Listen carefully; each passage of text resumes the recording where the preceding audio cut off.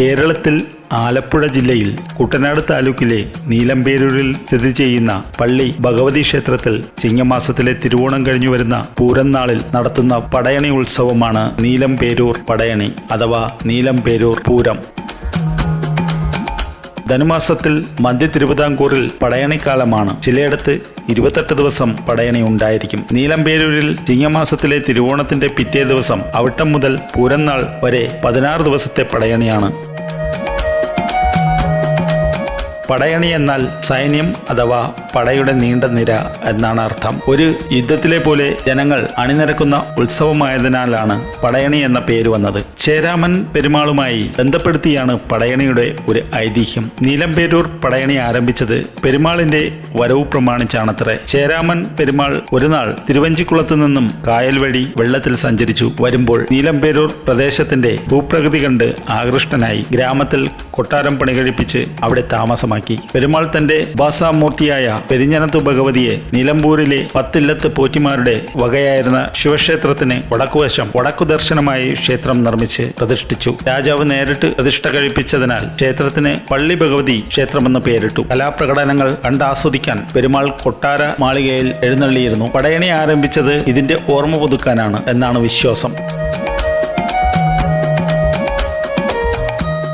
ദാരിക നിഗ്രഹത്തിനു ശേഷം കലി അടങ്ങാതെ വന്ന ഭദ്രകാളിക്ക് മുന്നിൽ മഹാദേവന്റെ ഭൂതഗണങ്ങൾ കോലങ്ങൾ വച്ചുകെട്ടി തുള്ളിയെന്നും ഭഗവതി സന്തോഷവതിയായെന്നുമാണ് ഹിന്ദുമതവുമായി ബന്ധപ്പെട്ട ഐതിഹ്യം. 1000ഓളം വർഷം പഴക്കമുണ്ട് നീലമ്പേരൂർ പടയണിക്ക്. ഹിന്ദു സാംസ്കാരിക കൂട്ടായ്മ ഈ പടയണിയിൽ കാണാം. പ്രസിദ്ധ ചൈനീസ് സഞ്ചാരി ആയിരുന്ന ഹാഹിയാൻ തന്റെ യാത്രാവിവരണത്തിൽ പ്രതിപാദിച്ചിരിക്കുന്നത് ബീഹാറിലെ പാടലീപുത്രത്തിലെ ബുദ്ധമതക്കാരുടെ ഉത്സവവുമായി ഇതിന് വളരെ സാമ്യമുണ്ടെന്നാണ്.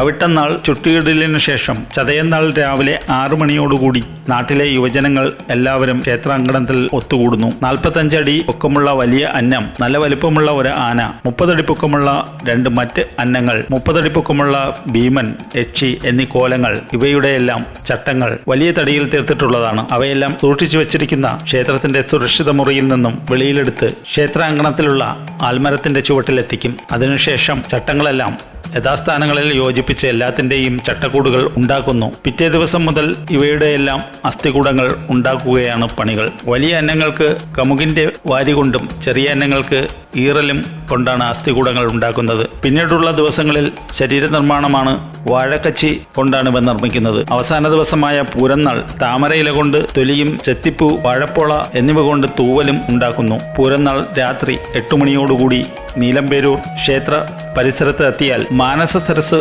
പൊയ്കയിൽ പല വലിപ്പത്തിലുള്ള 100 അന്നങ്ങളോളം നീന്തി തുടിക്കുകയാണോ എന്ന് തോന്നും വിധം നമ്മുടെ കണ്ണുകൾക്ക് വിരുന്നേകി ഈ കെട്ടുകാഴ്ച കാണാം.